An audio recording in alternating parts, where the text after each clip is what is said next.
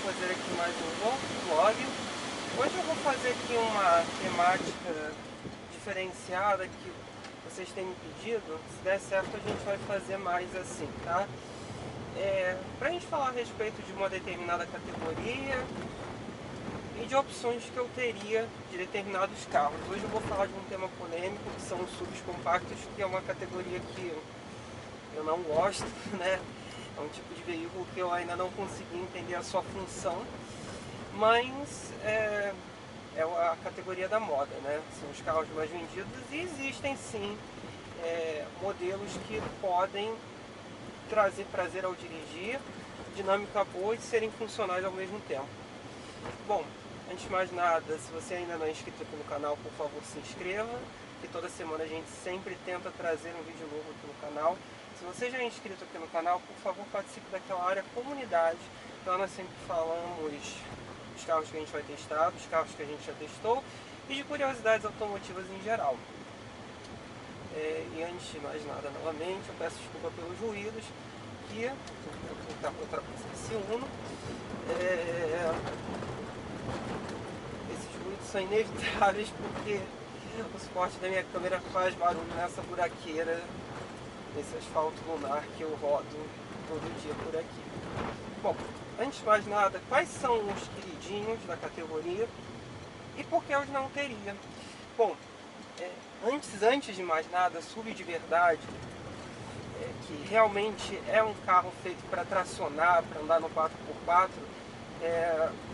hoje no mercado eu acho que desses compactos só existe um, que é o Suzuki Jimny, né?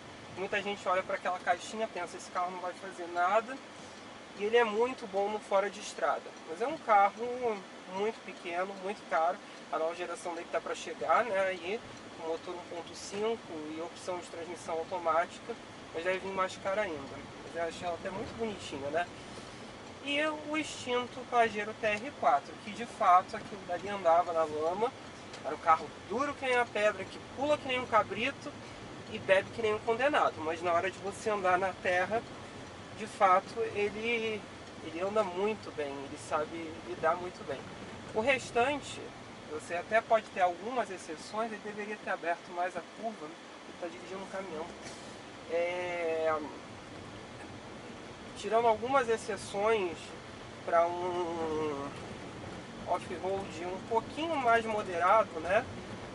Começar a ter off-road, você pode ter as versões 4x4 do Renegade, por exemplo. Agora o restante não é para uma coisa de muita seriedade. Por que existem muitos SUVs que eles são mais baixos do que carros comuns como esse daqui, né? Hatchbacks ou sedãs médios, que é o caso de Renegade exatamente e do HR-V. Eles têm a frente muito baixa por causa de defletores de ar, e também tem o caso da Tracker, que também é semelhante, tem uma frente muito baixa, aquilo dali arrasta em tudo que é canto.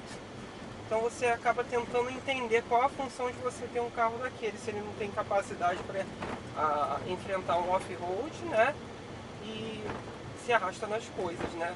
Porque conceitualmente era para ele exatamente não fazer nada dessas coisas, né? Era um carro para enfrentar muito bem esse tipo de irregularidade. Geralmente são carros mais duros, porque você precisa de uma altura, você tem uma altura de carroceria maior, então para você não perder tanto dinâmica, porque você já vai perder naturalmente, você muda o centro de gravidade, né, do veículo, o que acontece?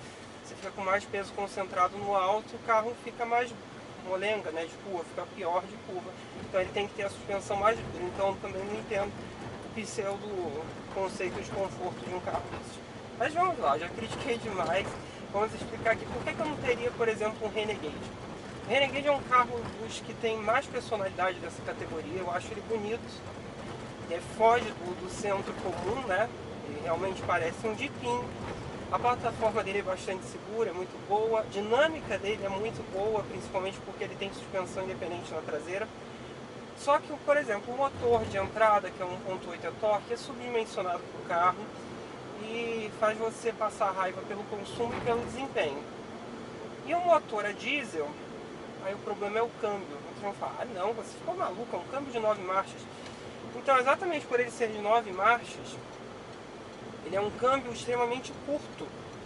E aquilo me irrita, a quantidade de trabalho que aquele conversor de torque exerce. Ele trabalha demais e às vezes fica gritando à toa, então aquilo me dá nervoso, né? Eu não gosto daquilo. E na realidade são 9 marchas, mas a primeira ela praticamente nunca funciona porque é para ele simular a reduzida, né? E a nona marcha ela só funciona acima dos 120 km por hora. Então você praticamente nunca usa essa quantidade absurda de marchas, né? Então, sei lá, não rola. O HRV é caro demais por um Fit elevado. E não, como um Fit elevado também existe o WRV, que é literalmente. Mas o HRV é a mesma plataforma do Fit, só que mais bonita, né? Com entre-eixos do City, que também é da plataforma do Fit. Então um carro que não tem nada de demais, a versão turbo é o cúmulo do absurdo, né? Do lucro para a Honda, né? Imaginem R$ 139.900 por um carro com a plataforma do Fit, com motor de Civic, enquanto o Civic propriamente dito com uma plataforma muito mais complexa, suspensão independente na traseira, ele custa menos. Então assim, são questões da moda, né?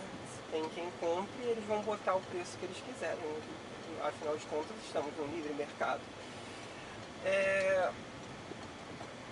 Uma outra questão, aí agora a gente vai começar a falar um pouquinho dos que eu acho interessantes nesse momento. O primeiro eu sei que ele vai ser bastante polêmico, porque ele criou o conceito, né, aqui no Brasil e eu acho que para o mundo, de subcompacto, né, moderno, é o EcoSport. A primeira geração do EcoSport deu muito certo, vendeu muito. Ele só não foi, ele foi líder de categoria, até porque ele era o único da categoria. Quando ele veio o Duster, no final já da primeira geração do EcoSport, aí é que ele perdeu a liderança, mas foi por pouco tempo. Quando ele foi reestilizado, ele voltou à liderança, até a chegada dos SUVs mais moderninhos, que aí a gente já está falando de Renegade, HRV, que aí ele perdeu por definitivo. O EcoSport sofreu muito com a baixa qualidade de montagem da Ford. Inclusive em 2013 ele foi alvo, né, do teste de 60 mil quilômetros da 4 rodas e foi muito mal, tá? Ele foi reprovado, uma coisa que já não acontecia há muito tempo num teste da 4 rodas. Vamos no GSI aí, ele foi reprovado, foi muito mal. Muita gente grita e xinga o Power Shift, mas a Ford como um todo naquela época estava muito ruim em termos de qualidade. E o EcoSport era um reflexo de montagem, tudo. Olha o Gol GTS. O que acontecia? As falhas de acabamento, por exemplo, você enfiava quase com uma mão numa lateral do porta-malas e na outra ela estava quase presa já no painel da lateral do carro. Era um negócio assim muito mal feito. Chegou 2017, o EcoSport foi reestilizado, recebeu um facelift, que eu acho que ficou muito bem, ficou bonito, o painel ficou lindo, eu acho o painel dele muito bonito, atual. E mudou tudo, o carro está muito bem montado, a Ford melhorou muito a qualidade de montagem e construção do carro. Esse novo motor 1.6 não era ruim não, tá? Mas esse 1.5 ficou melhor ainda, são 137 cavalos. A transmissão manual dele é excelente, é uma evolução da IB5 que também já era excelente, que é uma transmissão que tem dupla sincronização de marchas, ou seja, você não arranha ela no câmbio manual. E o automático, eu gostava do Power Shift, eu nunca tive problemas com Power Shift, tá? Vamos deixar isso claro. Mas o novo ZF que é utilizado é muito bom também, tá? Inclusive com bloqueio do conversor de torque a partir da segunda marcha. E como foi um carro que se queimou muito no mercado, ele está desvalorizando bastante. Eu estava olhando, tem EcoSport automático 1.5 SE, com um bom pacote de equipamento, já com controle de tração, estabilidade, a transmissão automática, em R$60 mil, com baixa quilometragem. Eu acho que isso é acessível. Tá? Então eu acho que eu teria sim, até porque a plataforma dele, apesar de não ser mais moderna, deriva do Fiesta, um carro performático. Existem versões mais interessantes ainda do EcoSport? Existem. O Titanium 2.0 automático de verdade, dessa geração também atual, ele é muito bom, tá, de potência. Pena que ele durou pouco tempo, porque agora o Titanium só existe 1.5. E o Storm, que ficou espetacular. Mas o Storm, muita gente, ele é 4x4, eu vou fazer rally com ele, vai fazer porra nenhuma. Que o sistema de tração dele, ela está muito mais ligada à questão da dinâmica do carro, né? E não off-road, né? Não jogar ele na lama. Tanto que os pneus dele são de perfil baixo, né? Ele é um EcoSport para correr. É quase que o EcoSport rápido. Então o EcoSport melhorou muito depois do facelift e tem preços relativamente acessíveis, porque ele sofreu muito, né, com a má qualidade da Ford há alguns anos atrás e pouca gente tem se encorajado, mas esse modelo atual vale a pena ter coragem. O segundo carro é outro carro que ele nunca encartou em vendas, mas depois que ele ganhou a versão turbo, ele virou outro carro muito interessante e muita gente nem dá atenção a ele. É o caso da Chevrolet Tracker. Ela está para receber uma nova geração agora no início de 2020, que deve revolucionar a Tracker, porque não em termos estéticos, mas em termos de vendas, porque ela vai passar a ser fabricada aqui no Brasil. Para quem não sabe, a Tracker é importada do México, então ela vai ser feita no Brasil com motores 1.0 turbo do Onix e o 1.3, né, novo também. Eu acho que vai vender muito. Mas a atual Tracker é muito boa, porque ele é 1.4 turbo do Cruze, né? Ela tem um bom desempenho, consumo excelente, tem start-stop. Eu gosto, muita gente critica, mas eu gosto do start-stop. E o preço dela não era tão absurdo. Então é um carrinho que ainda vale a pena, tem uma dinâmica boa. Talvez a melhor posição de dirigir dos SUVs, por incrível que pareça, ela derivava do Sonic. O Sonic era um carro com uma ótima dirigibilidade, né? Ótima dirigibilidade mesmo. Gente, o homem apareceu com a bicicleta correndo, que ele grudou na minha bunda, ele vai me passar. Ele joga a bicicleta para cima de mim. É ótimo. Enfim, é o que eu falo, cidade é foda, né? Puta que pariu. É carro, é bicicleta, é moto. Eu nunca vi tanta gente para fazer tanta merda. Mas enfim, vamos continuar aqui. Essa parte que eu tava falando aqui com vocês dos carros e tal. Então a Tracker é um bichinho interessante e diferenciado. Não tem grande espaço interno, é um SUV compacto, mas tem uma boa qualidade de dirigibilidade e um consumo muito bom. Um outro SUV que muita gente renega, eu acho ele de um refino muito interessante, que tem história aqui no Brasil, tá? Porque ele que criou essa moda dos carrinhos altinhos aqui no Brasil, e muita gente não sabe, durante a década de 90, é o Suzuki Vitara. A atual Vitara, não confundam com a Gran Vitara. A Gran Vitara é outro carro. A Vitara é muito interessante dinamicamente dizendo, e esse motor 1.4 turbo Booster Jet dá uma graça ao carro espetacular. É um carrinho que corre muito, é muito levinha também, né, Pudera. A gente está falando de um carro que pesa pouco mais de 1000 quilos. Você imagina, por exemplo, o Renegade, ele chega fácil a 1.400, 1.500 quilos, né? Então, olha só, os dois querem entrar no mesmo buraco ao mesmo tempo. Continuando aqui. Então a Vitara ficou um bichinho muito interessante nessa geração. Que anda muito e bebe muito pouco. Até o 1.6 ele é bem interessante porque ela é muito leve. Então o carro acelera muito e você tem um consumo assim espetacular. 1.6 você já acha com transmissão manual e automática ali na faixa dos 70 mil, entre 70 e 60 mil reais, já começam a aparecer. As turbo ainda estão acima dos 80, né? Mas a turbo ficou muito boa, anda muito e assim, é um carro que você ultrapassa fácil os 16, quase 17 km por litro na estrada. Nenhum SUV bebe tão pouco quanto a Vitara, né?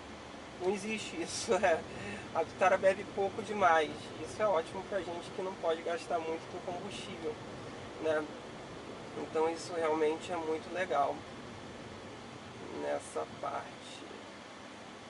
Vamos ver se não tem outro ciclista maluco aqui do meu lado. Mas assim, é muito boa. Então eu acho que é outro carrinho que vale a pena. Inclusive com opções de tração 4x4, mas novamente a tração delas está muito mais ligada à questão da dinâmica e não para você fazer off-road. Para off-road é a Gran Vitara, tá? Mas é muito boa. Aí eu estava comentando com vocês por que a Vitara tem história aqui no Brasil. Vendeu muito na década de 90 na abertura das importações e foi talvez o primeiro contato de muita gente com um carro mais altinho, mas ela era muito pequenininha. Então era aquele jipinho, né? Era já aquela cor, mais ou menos a pré-formatação do que a gente tem do conceito do SUV atualmente, né? Aquele carro alto que não vai se aventurar de fato. Mas a Vitara na época, na década de 90, era um carro de fato bom para lama, né? Ele foi vendido também como Suzuki Escudo, né? Quem jogou já Gran Turismo sabe, é um carro icônico, né? Na subida de Pikes Peak de 1988, né? Subiu muito rápido aquilo, óbvio que numa versão preparada, mas também é um carro bastante icônico, né? E hoje ela é muito boa. E aí é que entra a curiosidade, ela é importada da Hungária, ela paga o imposto de importação total, né, cheio, e ela custa mais barato do que muito SUV compacto, muito pior do que ela e menos completo. Agora vocês me expliquem qual a lógica disso. Olha, ele vai sair, ele lembra de ligar a seta na hora que ele está saindo. Só Jesus na causa, viu?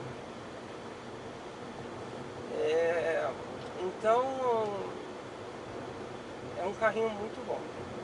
Então essas foram as minhas dicas de subcompacto. Eu sei que fogem totalmente ao comum do padrão da moda, né, entre os carros que estão sendo vendidos e oferecidos no mercado, entre os mais vendidos inclusive, mas são os que mais me agradam, os que mais têm feeling, né, tem graça de se conduzir e tem funcionalidade também. Bom, espero que vocês tenham gostado de mais esse vídeo. Curtam, compartilhem, se inscrevam no canal. Se vocês têm alguma dúvida, postem aí embaixo com o tempo eu vou respondendo. Se vocês querem que eu teste algum carro específico, me informem aí embaixo que eu tento arranjar. Falo a respeito das minhas impressões após guiar para vocês. É isso então, pessoal. Valeu. Filhas da puta trocaram a porcaria do asfalto. Tá tudo solto. Ai, vai colar na droga do carro todo. Sei pra que botar essa droga, que daqui a pouco ele é o asfalto levantado, é o buraco levantado, né? Tem o buraco para baixo, que são essas craterinhas, e tem os buracos levantados, que é isso que eles estão fazendo, que eles não alinham a porcaria do buraco, e na primeira chuva essa bosta toda sai, que é mal feito. Enfim.